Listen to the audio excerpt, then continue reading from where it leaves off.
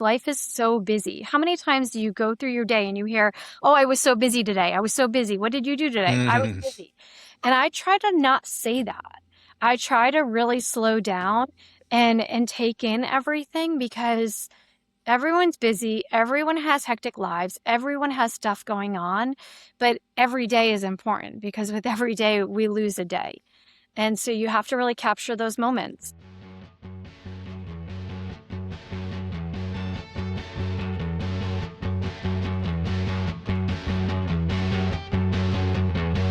Hey everybody, welcome to the Book Leads Impactful Books for Life and Leadership. I'm your series host and leadership performance coach, John Jaramillo. This podcast series is about getting to the books that have impacted the lives of the people in my network. So these are great leads that I'll be having these conversations with to get to the books that have impacted their life, their work, their leadership, all of it, all those worlds intersect. And my guest today is Lynne Ghelfi, and Lynn is a John Maxwell Certified Coach, trainer, and speaker with more than 15 years of leadership experience in the automotive industry. She's passionate about helping leaders build positive cultures through practical coaching, training, and speaking that inspires people to grow, lead with purpose, and make a lasting impact. Currently, she is writing a book called No Talent Required, 12 Positive Leadership Practices that Build Culture, Trust, and Performance. Lynn, thank you so much for sitting down for this conversation. Thank you, John, for having me. I'm really excited for today. Thank you so much. I love your podcast. Absolutely. I appreciate that. So to start off with, always start this way, read the bio, great bio, but just to get more to the crux of the work you're doing today, can you provide a breakdown of who you are today? What does that look like in the day-to-day, your work, your writing, whatever it may be? In the past, when I've used the word typical, people have said, no, I don't have a typical week, but what does your average week look like, I guess, day in, day out across everything you have your hand in? Yeah, I actually do have a pretty typical week. I am Okay. very habit driven. So I am a director of marketing for two major Toyota dealerships in the Tampa Bay Metro. And then what that entails is not just marketing. It's not just setting up the budget, but I really am hands-on with the team and work as a coach to them and love being in the dealership life. I've been in the dealership life for 15 years now. And then outside of that, I am a John Maxwell coach, and I've been able to build a great platform and coach, speak, train through my John Maxwell certification outside of work. So I do it mostly on weekends and at night. And that's been a huge passion of mine for the last 4.5 years and is growing. On top of that, I've started writing my book, which is, like you said, No Talent Required. It's a breakdown of 12 positive traits that literally take no talent, that anyone with intentional habits can practice and become a better leader through. I'm really excited about it because I've read so many leadership books. That's what I love about your podcast, right? You identify so many great authors and books that make us better. And that's what I've done over the years. I've just every day been very intentional, and that's what I want to do. I want to help others be intentional and grow. Yeah, it sounds like common sense. It sounds so simple, intentionality, right? But I think all of us go into college if we go that route, or go into the workforce if we go that route, or whatever it may look like, your business or whatever, kind of like working hard, thinking that that's enough without really being intentional about what we're doing. You know what I mean? We like keep our heads down and plug away at what's always been there without really thinking proactively about, okay, this is my game plan. Not for metrics, not for quarters, not for business necessarily, but what is my intention? What is it that I want? So many of us go into a workplace or business and we try to kind of react to everything that's there instead of being proactive with what we can bring to the table. So anytime somebody brings up intentionality, especially with stuff that looking forward to your book, because I think the biggest impacts that leadership can make aren't based in money. They're not based in necessarily programs. You don't have to spend a crap ton of money on them. It's these little things, little reminders that we can give to people. So I appreciate that mention of intentionality. Yeah, John, when I ask leaders, hey, did you have any one-on-ones today? Who did you coach today? Who did you have a great conversation with? What did you teach someone? Who did you add value to? the feedback that you get a lot of times is, it was so busy today. I got caught up in all of these other things. I'm going to do it tomorrow. My intention was to sit down with X, Y, and Z. I just didn't have the time. And so I'm really trying to put it out there that it has to be people over process, that Mm, the process will happen if your people are, if they're thriving, if they feel a psychological safety, if they are confident and trust the environment that they're in. absolutely. It is incredible how many people kind of wait, even if you're thinking about people versus the process, the system, the work that needs to get done. There is the work that needs to get done. I mean, that's the going concern. You got to make sure that it's Yeah. going, that it's functional, that it's successful.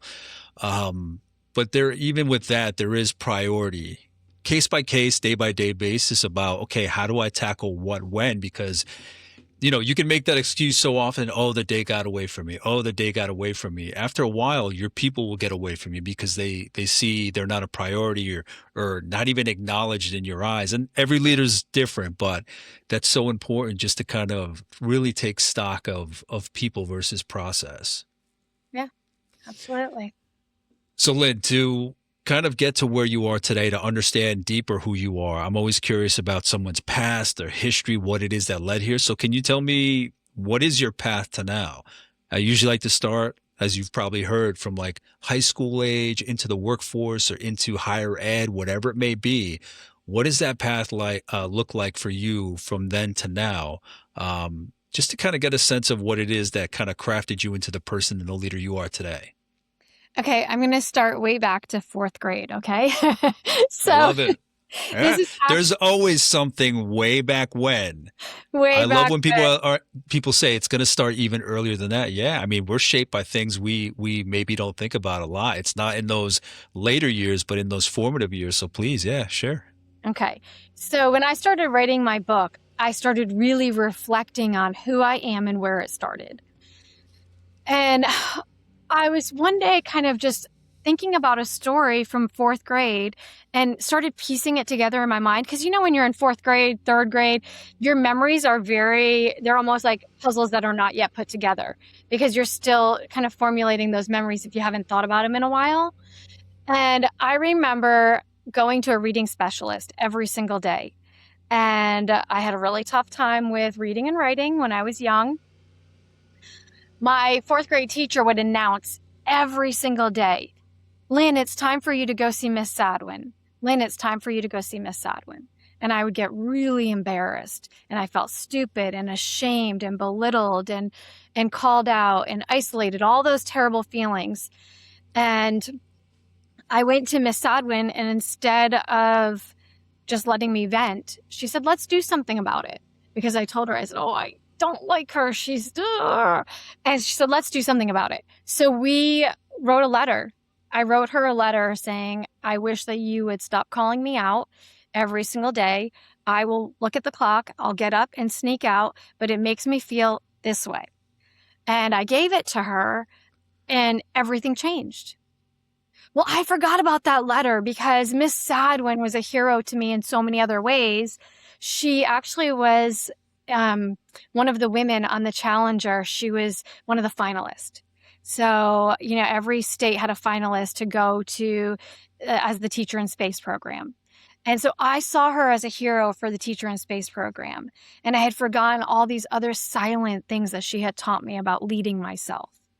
And so throughout the years, I was continually talking and speaking for myself, speaking up when I wasn't comfortable, and doing it the way that I knew best. Then it was writing. Later, it was speaking on a one-to-one conversation. But she really set the groundwork for believing in myself and having the confidence to speak up for what I wanted. And so I really attribute the start of it to Miss Sadwin. And then moving on through the years, I watched my dad. He was such a hard worker and he led his people so well. Now, was he the best leader all the time? Absolutely not. But he led with his heart. He was so giving and so generous, and he listened to his people. If you had a problem and you went to my dad, he would never pass judgment on you. He would listen, empathize, and ask you what you needed, and then he would figure it out. Everybody became family. Lynn, out of curiosity, what kind of industry, what kind of Yeah. field or environment are we talking about when it comes to your dad's leadership? So it's kind of interesting because in the 60s and 70s, he actually worked for a car dealership. He was in Ford magazine twice for Ford Salesman of the Year, and he sold cars. And then he got out of the car business when he had kids because he wanted to work less hours. Well, he decided to open up restaurants. 48 restaurants later, he was not working less hours. I can tell you that right now. He was never home. Wow. But and you know, the funny thing, John, and it's not actually funny, but the change was my dad ended up losing everything. He lost all of his restaurants, everything. There was a financial crash in Rhode Island years and years and years ago. He lost everything. And in those moments of watching him silently fall apart, he leaned on my mom. And my mom became the leader of our family. And she really stepped up. She went back to work and she pulled us up. She started paying bills, and she gave my dad the confidence back to make decisions because he had felt like he had made really bad decisions for the family. And so in those moments, I learned what it was like to lead without a title. And I watched my mom become this courageous woman and leader of our household. And then when he became successful again, which happened quickly because he was so driven and determined, she slid back. She allowed him to step forward again. She never, ever took responsibility for it or anything. And then, recently I read her my chapter on courage in my book, and she was listening and she said, "Who's that about?" I said, "Mom, that's about you." And she's like, "That's not how it was." And I said, "That's exactly how it was. It's exactly how it was." So it was really cool to see that even years later, she still doesn't see herself as the leader of that situation. It's those unsung heroes.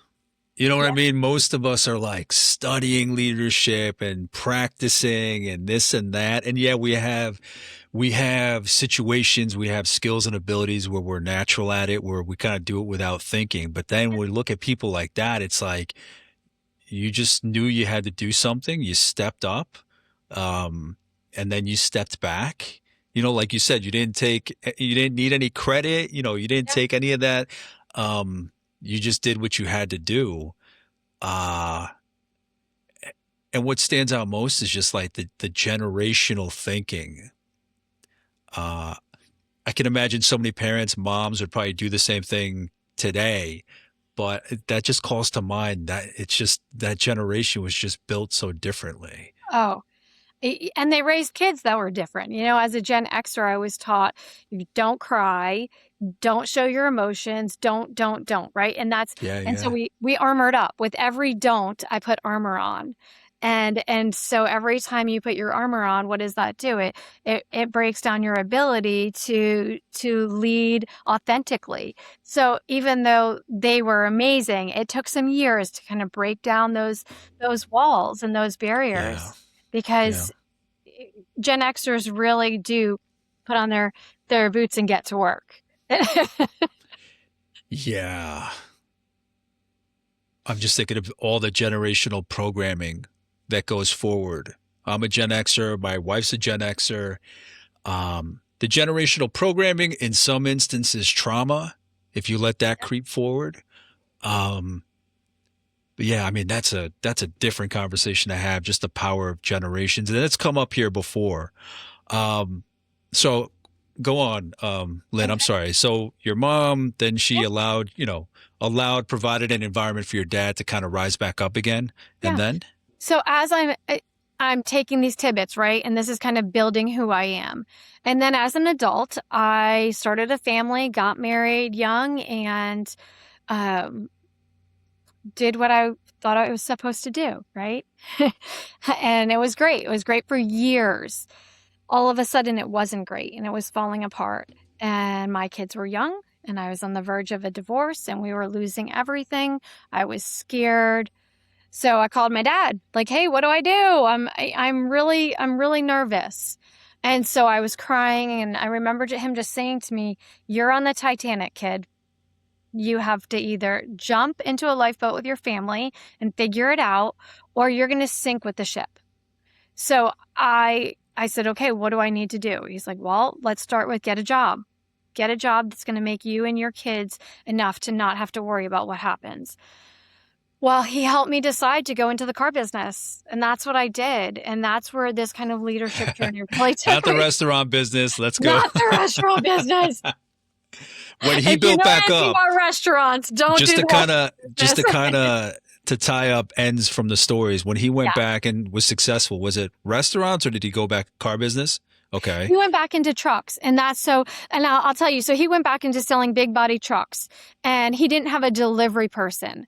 My mom is the one that stepped up, and she built a crew, and they started delivering trucks across the country for my dad. And what it allowed Man. him to do was sell more trucks, deliver them with a peace of mind in a timely fashion, and not have to pay a huge overhead. The company paid her as a delivery team. And they got the name the Mother Truckers.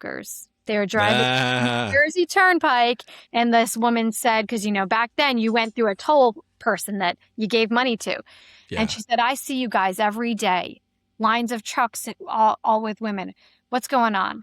And she said, we deliver trucks for my husband. And she said, you guys are the Mother Truckers. And it stuck. So years later, they're still the Mother Truckers. Why do I have you on here? Get your parents on here. No, I'm Well, kidding. I'm kidding. So, my mom would be, she's a hoot. She'd be a whole different situation. I got to talk to her too then. So Lynn, you going back, I'm sorry, I'm always jumping You're all over the fine. You're place. good. But at this point, so he tells you you're on the Titanic, Yeah. lifeboat or sink. You go back into, you get to a job in cars. So from there, Yeah. So I drove into a Toyota dealership, a big Toyota dealership in Tampa. And I remember pulling in because back then I was driving a car that was given to me by my dad. It was a old, old purple Sebring convertible. We got some gold rims, tan roof, oof, and like a busted out side window. No lie. Yep. But it was free, and I was like, thank you. yeah, I pull into the lot, and if you've ever driven into a car dealership, there's like guys out waiting out front to say, hey, welcome to the dealership. And they're all out there. While I was looking at them, I slam into the curb. And I, in those moments, was like, I cannot do this. Like, everybody just saw me slam into the curb. I'm going to get out of the car and try and go for an interview for a job I don't deserve. And I kind of started to cry. And then I thought about my dad saying, there's no crying. I got out, went in, talked to the GM, mustered up enough energy to say, like, hey, I'm going to be really good at this job. Really good. And he kind of laughed at me, and in a nice, polite way. They probably needed salespeople, so they hired me. And a year later, I was top 3 in sales. I had sold 250 cars, and he promoted me. That was my leadership journey. It started there. So I went from leading myself as a sales associate, mom of 3, working 12, 14-hour days, basically 6, 7 days a week, because I wanted to make every day count. I never wanted to go home and say I didn't sell a car today, because that was just, it was too many hours away from my family. And then he promoted me. I became involved with a John Maxwell coach through him. And that started my focus on reading tons and tons of books and really pouring into myself and building back my confidence after the divorce. Lynn. So stepping back a little bit, was it kind Yeah. of high school into marriage, or did you go to college at all? I went to college. So I went to the University of Tampa and studied sociology. So I always loved studying people and how they work and how groups affect other groups and so on and so forth. So yeah, I went to the University of Tampa, and since then I've continued with Colorado State, working on my degree in positive psychology. Awesome. Yeah. Um, so I'm curious. We've brought it up. Gen Xers, we've mentioned we have that in common. You've talked about just those parents that raised us saying, don't cry, don't show emotion, this and that. Now raising, you raising your kids, me raising my kids. I always joke that it's going to be the Gen X parents that are going to save humanity just because of the way that we were brought up.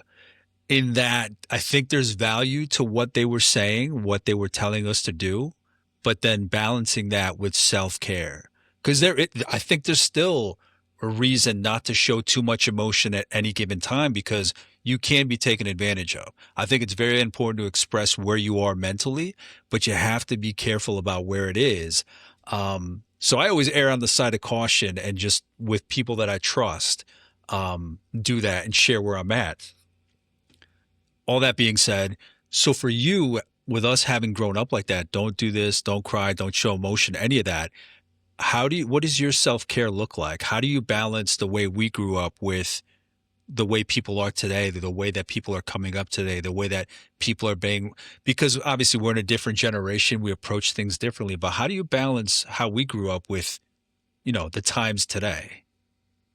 I think it's a lot of reflection.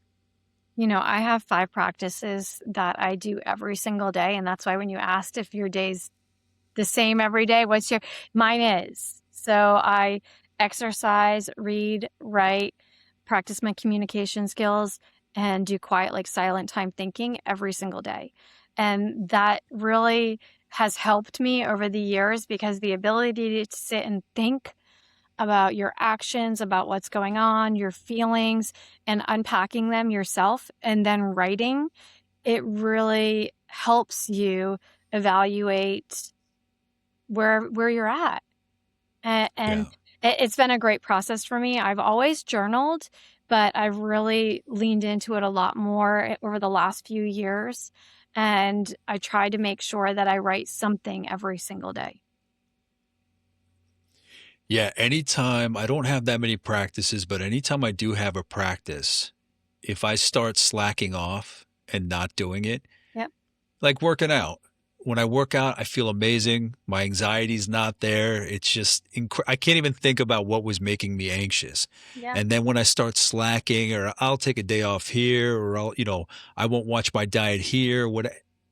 As soon as you kind of deviate from that practice, it's just like, and you start wondering, why am I feeling like this? And then you go back to the drawing board. You're like, okay, these are the practices. These are the non-negotiables. It's gotten to the point where these are the non-negotiables that I need every day to function the way that I want to function. Yeah. Yeah. For me, walking is a huge one too. Like you were saying, working out. I think just getting outside and walking, and I do it. People will see me walking around a lot. I'll get just out there 3 or 4 times a day. I have a treadmill under my desk because I think that the more that we move our bodies, the better you feel. The science is behind it. Yeah. And so, like you said, the overthinking and that feeling, when you start moving your body, it just goes away. Yeah. Yeah. I attribute that to just our primal DNA. I Yeah. really do think that it's kind of like our mind is just kind of like, we're not moving. Yeah. That means we're not doing anything. Or you need to trick your body. We're not contributing anything, and if we don't contribute to our tribe, right? I think it's just from millennia of like needing to move, being active, being contributing to the group. I think that's what it is. It's just as far as we've gotten, as advanced as we are, our mind is still like movement means we're doing something. We're not being left behind. And even though it's not that thinking that our tribe is going to leave us, our body's still in that, okay, you need to work this energy off. So I appreciate you sharing that. Lynn, for you, you've mentioned your childhood. We went all the way back to 4th grade. What from your childhood, childhood Lynn comes through today? What shows up today in your work? You gave some great examples. Obviously, the foundation of who you are was that teacher that kind of put into motion the way that you should advocate for yourself. But what else would you say comes through from your childhood and the work that you're doing today? I would say I've always been a really good friend as a young person. And so I think as an adult, I'm very empathetic and I'm a great listener. And so as a leader, those are 2 really strong qualities because you want to talk less, listen more, right? And I think I've always been that way. Maybe as a 80s kid, it was called sensitive. Yeah. Yeah. now is called empathetic, and Yeah, that's hilarious because it's true. it Yeah, is exactly. it is true. Exactly. So, Yeah, but it's amazing when you're labeled a certain way in a certain era of your life, say sensitive, but yeah. then there's a value to that later in life. I'm going to tell you a story. So I was always labeled sensitive as a kid. My dad always told me I cry too much, but it was just like we talked about. But recently I was on vacation, and there's this girl that is very, very close to me. And I texted her and I said, something's not right. What's going on with you? I know something's wrong. And she's like, we haven't talked in a week. How would you know that? You're away. And I said, I just have this feeling. I saw one of your posts and it wasn't your normal chipper post. It was very like black or white. And she said, yes, this is going on at work. And I really do need to talk to you when you come back. And I think that my ability to be inquisitive and really and stay curious and really ask questions comes in those moments, because anybody else would have looked at it and just kept on going, but I was able to identify something was wrong from it, and that was because I was curious. Where do you attribute that curiosity to? I mean, you know, nature versus nurture. Did you see it modeled in somebody in your family, or is it just kind of your natural instinct and your natural sensitivity? Um, I mean, you had mentioned your sensitivity as a kid. I was the same way, but how do you speak to that? Your curiosity, your instinct for feeling out how people are feeling.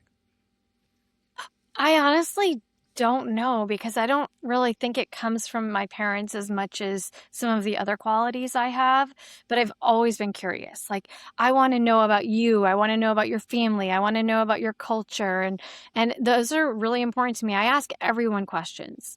And it's kind of neat because I did pass that down to my oldest daughter, and it's one of the greatest things that I see her do as well, and I love watching her curiosity, when I sit back and watch her do the same thing that I do.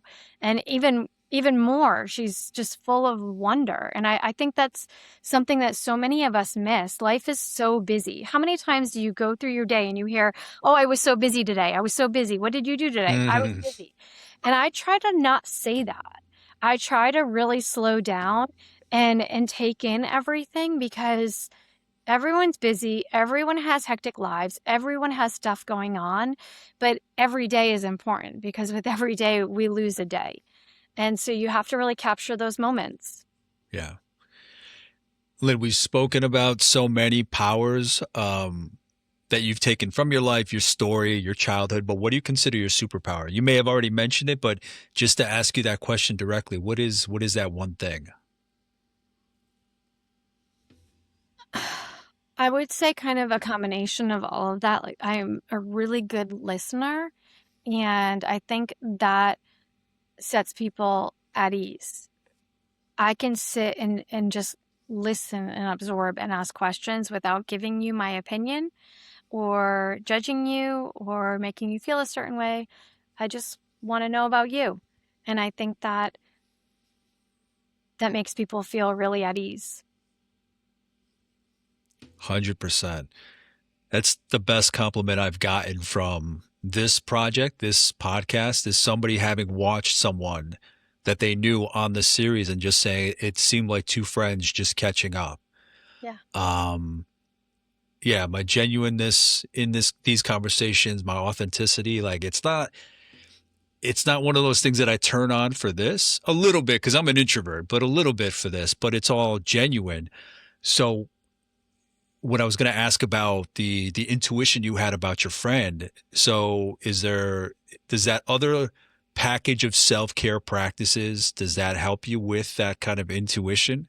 Because anytime I've spoken to somebody that has those sensitivities where they can empathize and really take on what somebody else is feeling, or feel it, not take it on, they've talked about, and I have to protect myself because I tend to do that way too easily. So can you speak to that? Do your practices of self-care help you avoid burnout from that empathy, that sensitivity that you do have for other people?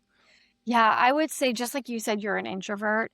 By nature, I am introverted, But when I'm around people, I feed off their energy.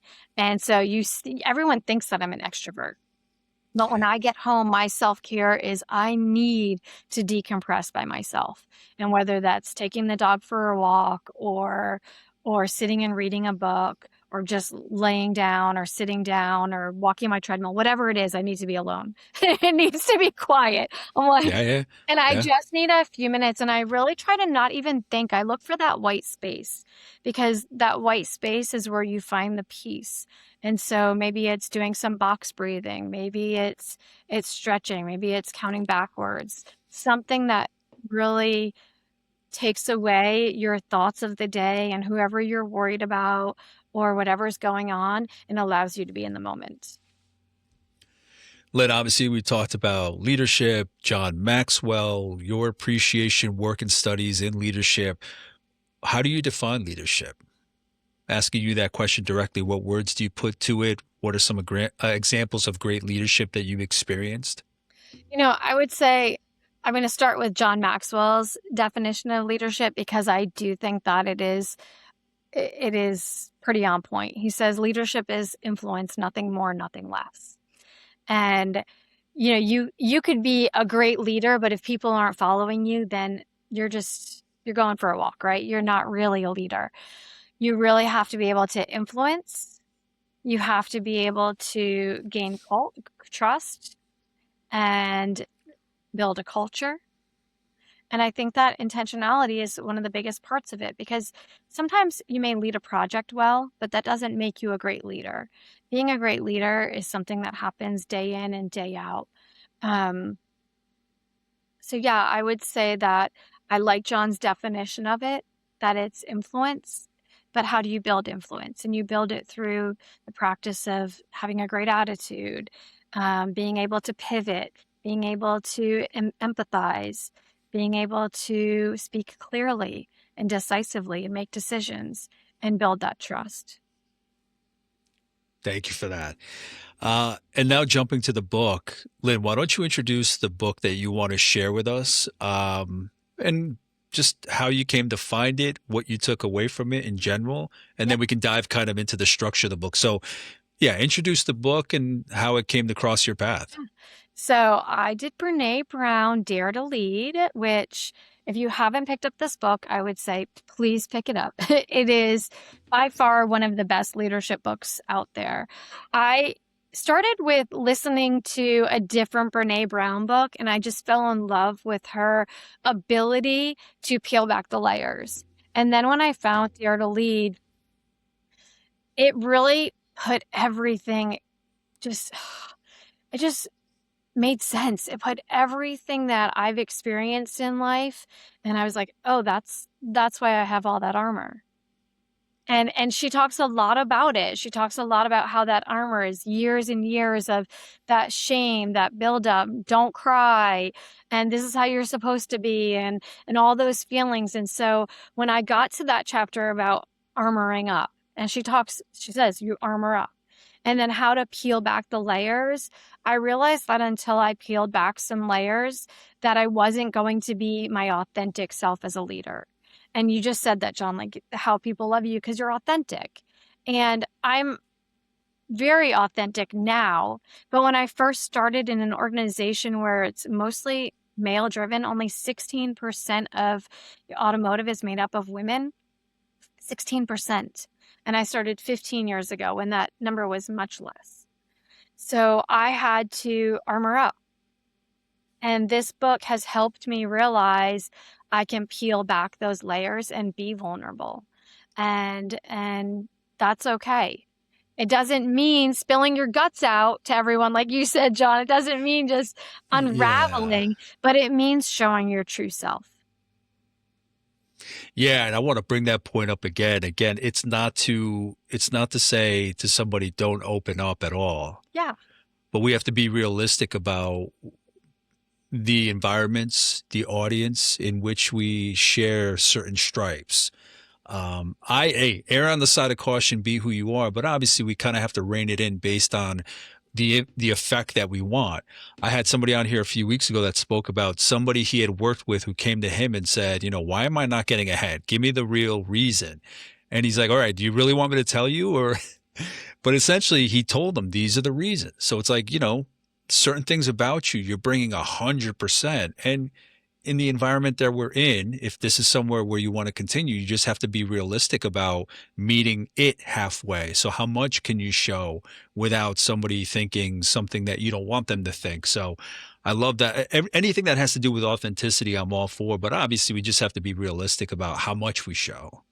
Yeah, absolutely. And just because you are vulnerable or authentic doesn't mean that you're like a billboard and all of your life's problems are up for Yeah. everyone. That's privileged information, right? Yeah. That you Yeah. share with the people that you know, like, and trust, and that know, like, and trust you. It's not, I feel like you don't want to give your baggage to everyone. So, but you definitely want to be authentic in your leading, because just like you were just saying, one of your guests, if someone is not being promoted and they don't know why, that is not their blind spot. It's your blind spot as a leader, because clear conversation would say, hey, John, you're not getting this promotion this time around. Here are the reasons. Let's talk about it. Yeah. But that doesn't happen. That doesn't happen like it should. And that's part of being a good leader, is that direct communication. So as we talk about authenticity, you read Brene's work, John Maxwell's work. What is your relationship with authenticity? When did you start evolving to become more comfortable in who you are and really share? Like, where in your career did that happen? How much did it happen? What is your growth when it comes to authenticity and how much you put out there? What's your story with that? I would say that until about 2018, I was really shielded, and I allowed some of my authentic self to come through and hid the rest, because I was scared as a leader, especially as a female leader, that it wasn't going to be accepted. And then one of my leaders that actually does a ton of reading, he assigns books to the team, he asks for book reports. He had asked me Yeah. if I had, yeah, he had asked me if he had read a book, if I had read a book lately that I liked. And so I said, well, I just started Power of Vulnerability on Audibles by Brene Brown. And so he read it at the same time. He goes, I'm going to get it right now. And we started talking about it. And he said, man, you've got a lot of armor. And I said, me? Like, what are you talking about? And he gave me the safe space to kind of peel back some of those layers with him and what that looked like in my leadership. Right. So things like not having the direct conversation with someone because I was afraid that they wouldn't like me or I was going to hurt their feelings. And that's when we started talking about, no, you have to have conversations like that. They just need to be direct and kind, just like Brene Brown says. And she says it in Dare to Lead. Yeah. Directness is kindness. And so that allowed me to peel back that layer, right? You don't always have to be liked. You can still be a leader and someone not be happy with you, but they respect you because you've given them the truth. And so I think that in 2018, it really started to develop those leadership skills as I was put into situations where I had to have tough conversations. Yeah, that's come up on here before about authenticity in that manner is just having those direct conversations. Yeah. As I get older, the filter just kind of goes away. Um, I'm always the one that kind of needs to say or says what needs to be said, but I try to ensure that people understand that I'm not saying it for my own advancement in a condescending way. And I'm a work in progress. But, what comes up is that whole discussion about impact versus intention. And people focus on, well, this is the impact, so screw your intention. This is what happened in the end. It's like, no, we're clumsy. We're human beings. We need to keep practicing our communication. Coaches still need to be coached and learn. But this all plays into that impact versus intention. You can tell when somebody gives you tough news, gives you tough feedback, but you can most people can read where that's coming from. If it is somebody that is just doing it as a power flex, or if it's somebody that really follows up and says, but these are the reasons I'm saying that, and these are the resources that I can provide to help you in whatever way that I can. So I love that kind of conversation about being direct, being honest, radical candor, that book, same kind of thinking. But how important that is, because we've all been in situations where people don't want to speak up because they feel it'll hurt people, or it's not their place to say anything. And then the operation or the system suffers because of that silence. So I love that we can try to be that honest for the betterment of a group that moves forward. Well, and I think you just said something and you're afraid to speak up. I think so many times teammates are afraid to speak up because they are concerned with the leader's reaction. And it always comes down to, well, what kind of mood is he or she in today? And it Yeah. shouldn't. It shouldn't be Yeah. that, right? Because when someone's giving their opinion, their truth, it's feedback and it needs to be accepted as that.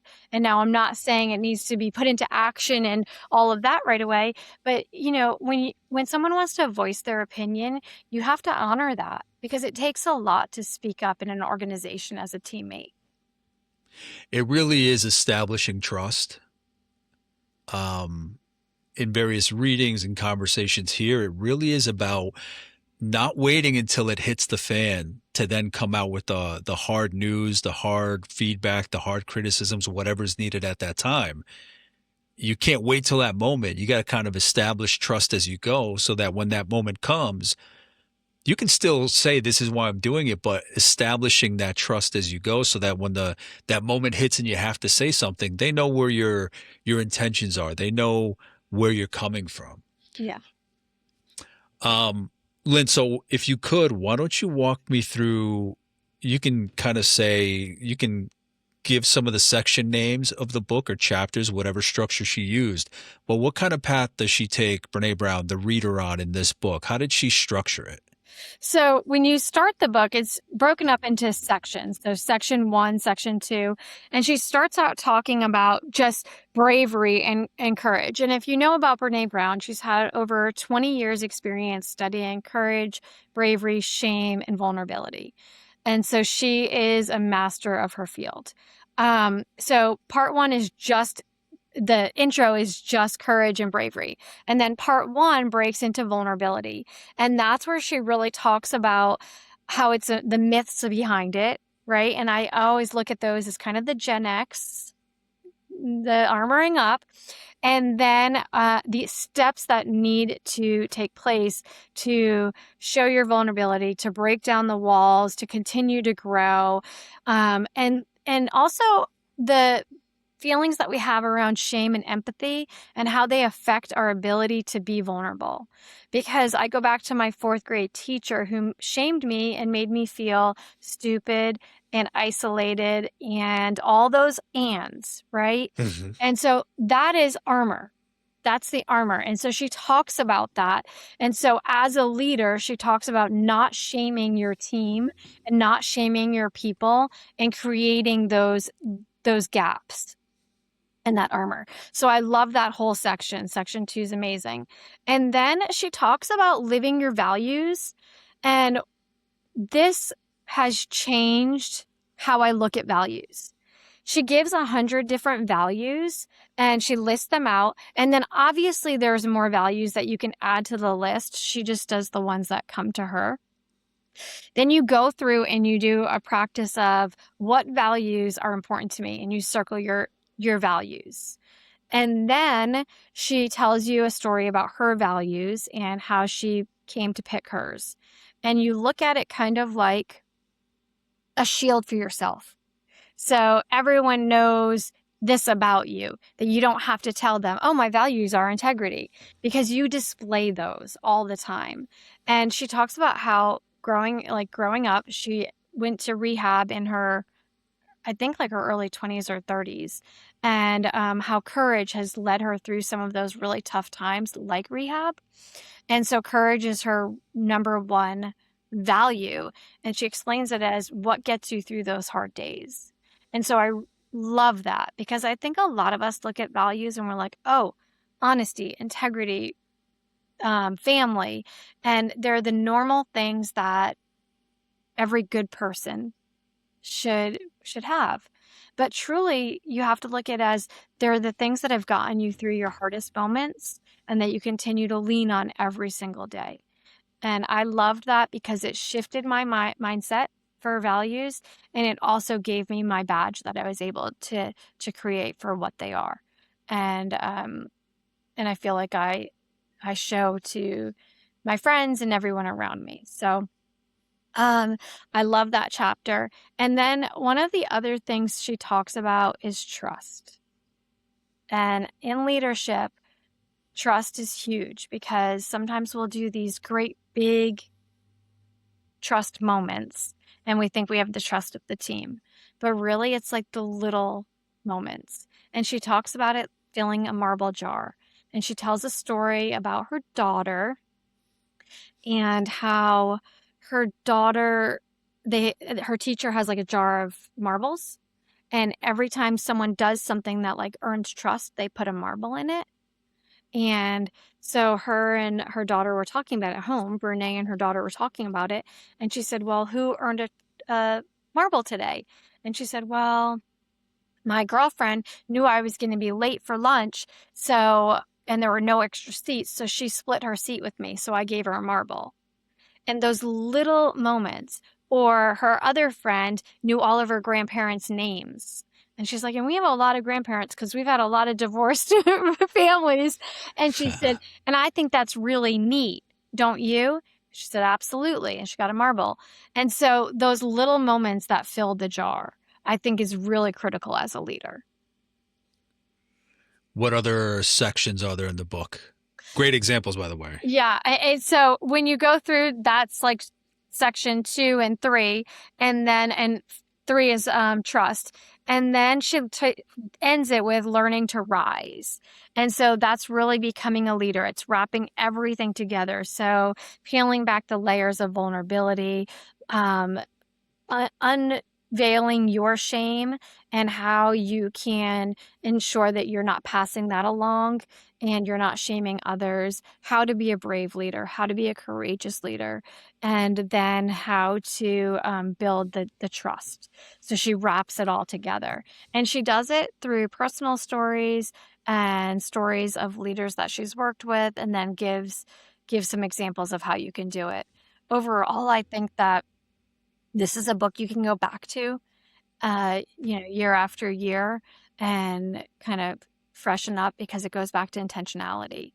We all want to be that leader that builds trust and is courageous, but sometimes in those moments, we choose a different path because it's easier, faster, whatever the case. And so just refreshing. She definitely brings in her psychology background to explain the reasons why it's important and what it builds for your team.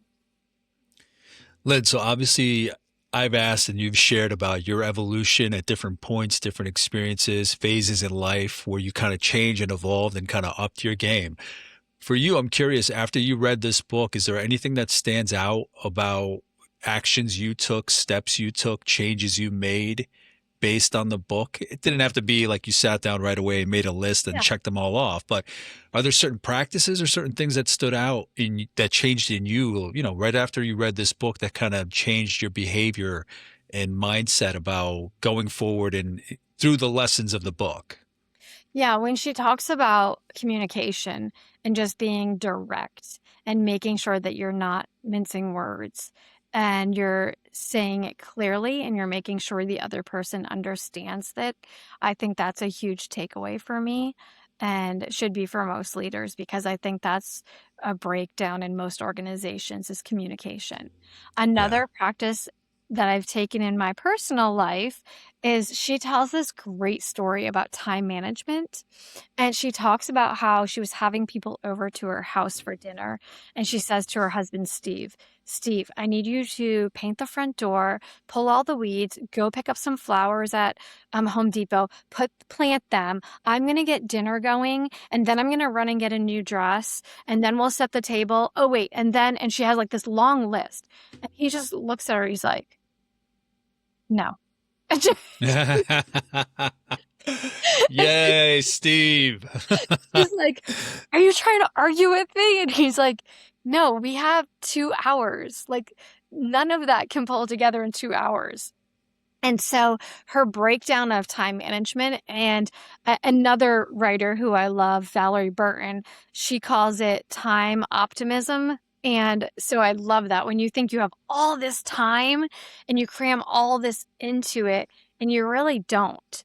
So being realistic when it comes to deadlines is huge, because everyone wants everything now. You go on Amazon, if it's not going to deliver in 24 hours, what do? Oh You keep yeah. scrolling until you find that's going to be there in 24 hours, Yeah. Oh right? yeah. Yeah, Even though yeah, you yeah. don't need it. And Yeah. so I think that when Brene talks about that, number one, we all try to cram so much into one day, and saying, okay, isn't it important that we have new flowers? Are our neighbors even going to care?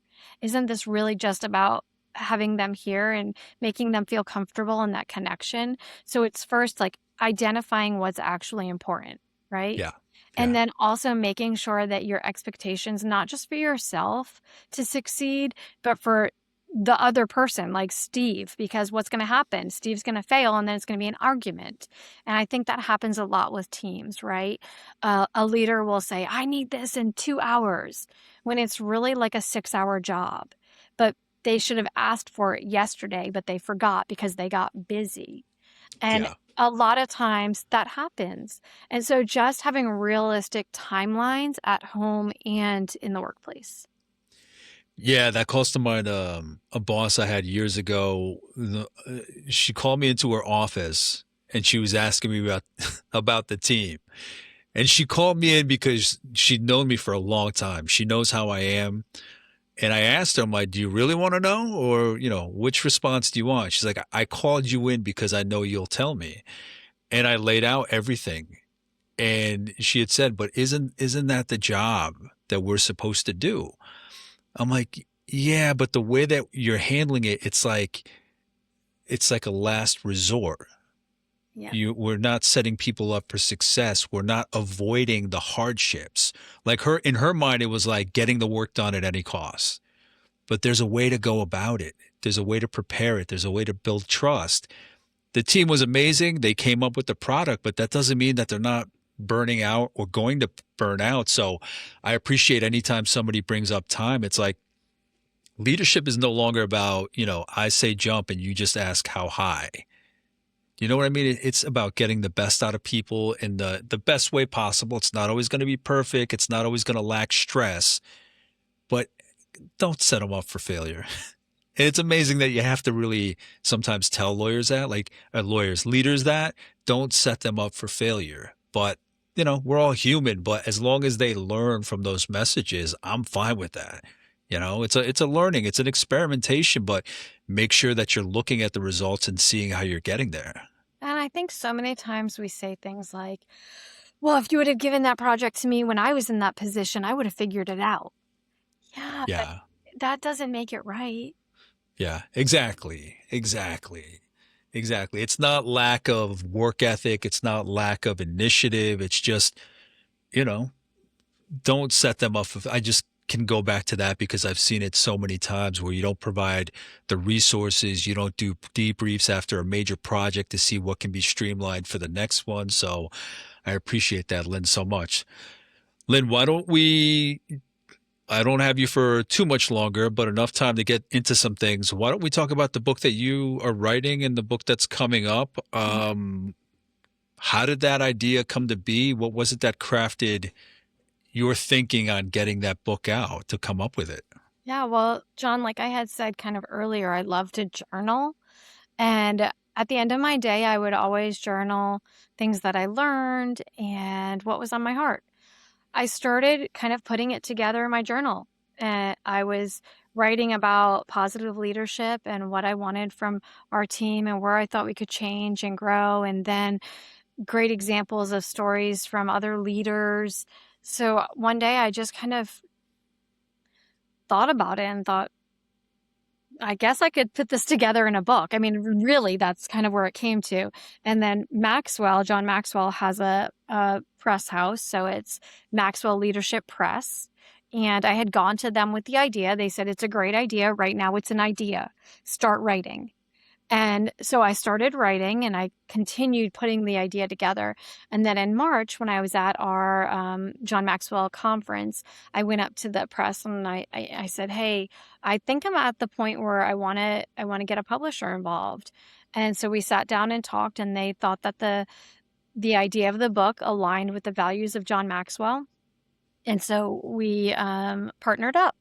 I am excited to partner with John Maxwell's team. They're amazing to work with. And so that's been our real privilege. The book is called No Talent Required: The 12 Daily Practices That Build Culture, Trust, and Productivity in Organizations.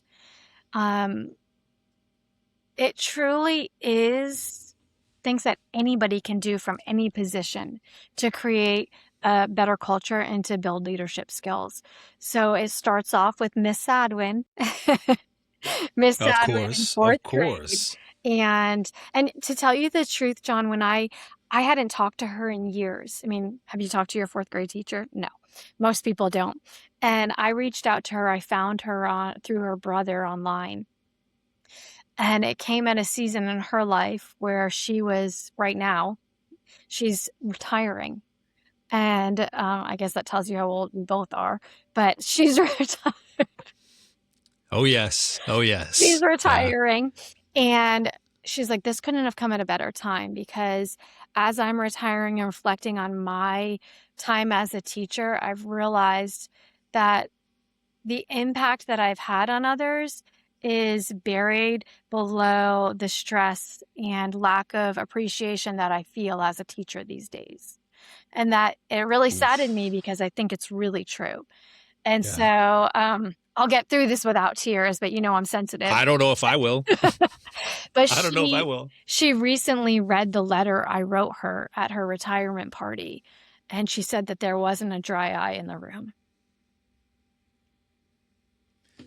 Let them know. Let people know if they made any kind of difference in your life. Let people know. Yeah.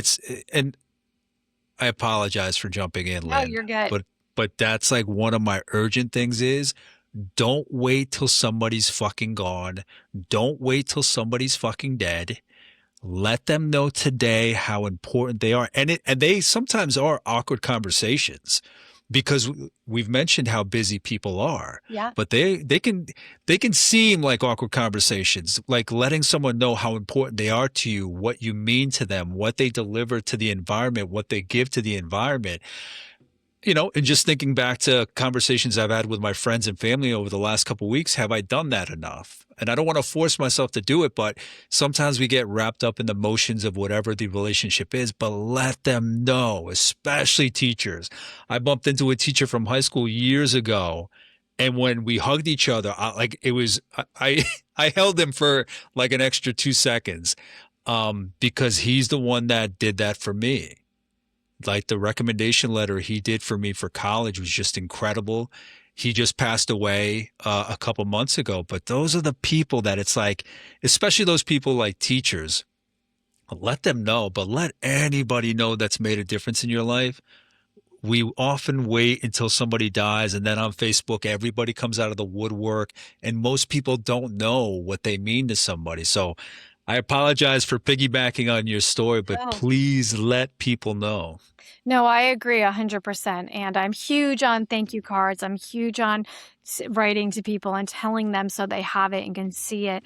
And so throughout the book, there's letters from people to the leader that impacted their lives. And Wow. so I feel like that's one of the most special things in my book, because it allows others to pay honor to the people that maybe haven't heard it.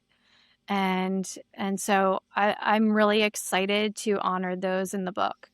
Um, it starts out with attitude.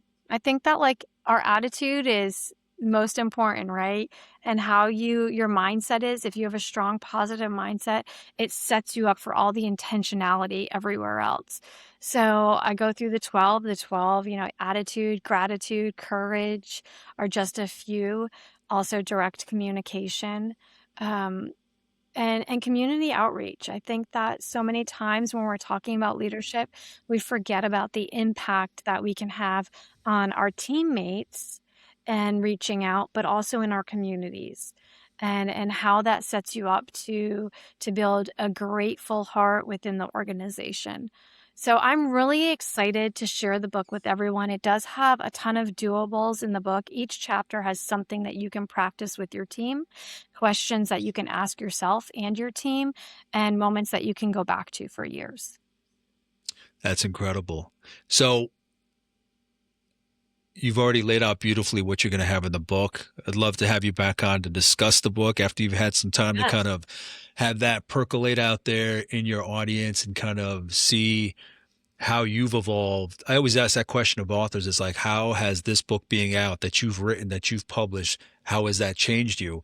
But I can even ask you now, even in your creating the book, putting it together, it's not quite out, it's not out yet, but have you seen your thinking shift? Has anything shifted or reignited or ignited in you? Anything evolve at all just based on, seeing the material, rereading it, editing it? What might have evolved in you and your thinking on the subject matter, Lynn? Well, I think the biggest thing that's shifted in me is my ability to take positive feedback Oh or yeah. negative feedback.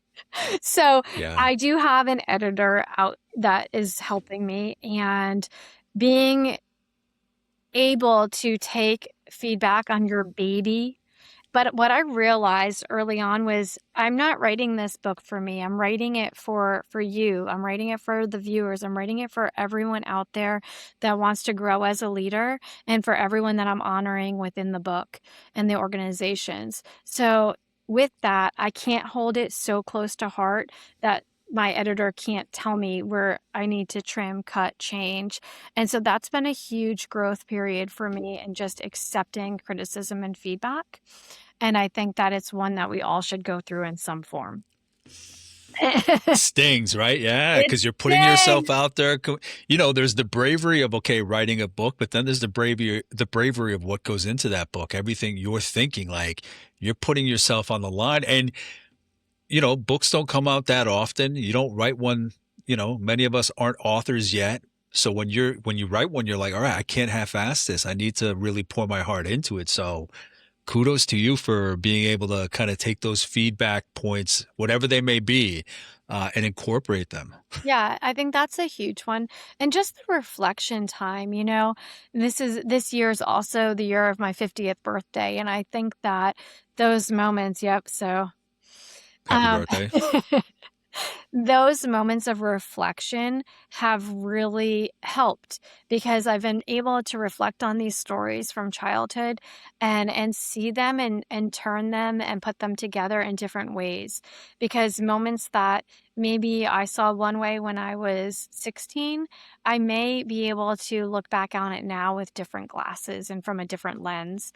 And so that's been really exciting for me, because I've been able to go back through each of the periods of my life when I was going through change, or struggling, becoming a new leader, and look at them through different lenses.